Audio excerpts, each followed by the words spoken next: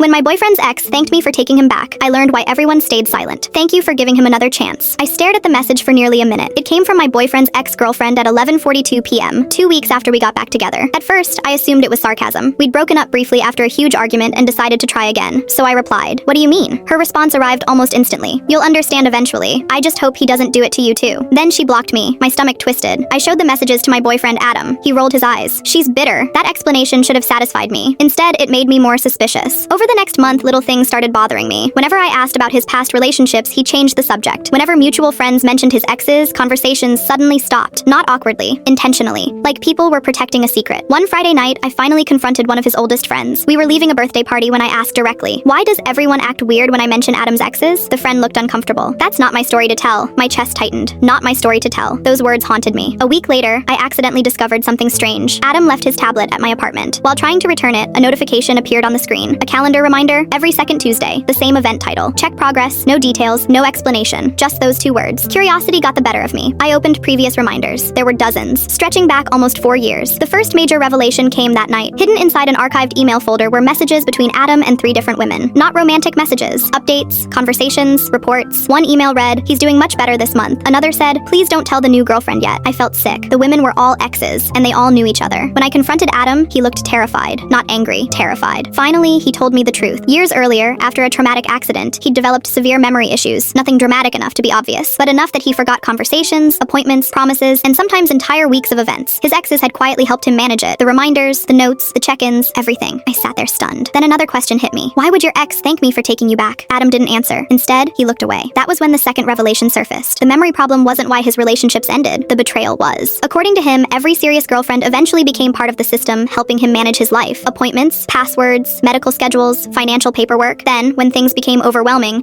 he would start depending on someone else, a new woman, a new relationship, without fully ending the previous one, not because he forgot, because he hated being alone. His ex hadn't thanked me sarcastically. She genuinely believed I was taking over responsibilities she'd carried for years. The realization was crushing. I wasn't the first person he'd leaned on. I wasn't even the second. I was simply next. We broke up 3 months later. Not because I stopped caring about him, because I couldn't tell where his vulnerability ended and his manipulation began. Sometimes I still think about that message, not the warning, the gratitude. There's something deeply unsettling about being thanked by a stranger for accepting a burden you didn't know existed, especially when everyone else already knew exactly what it weighed.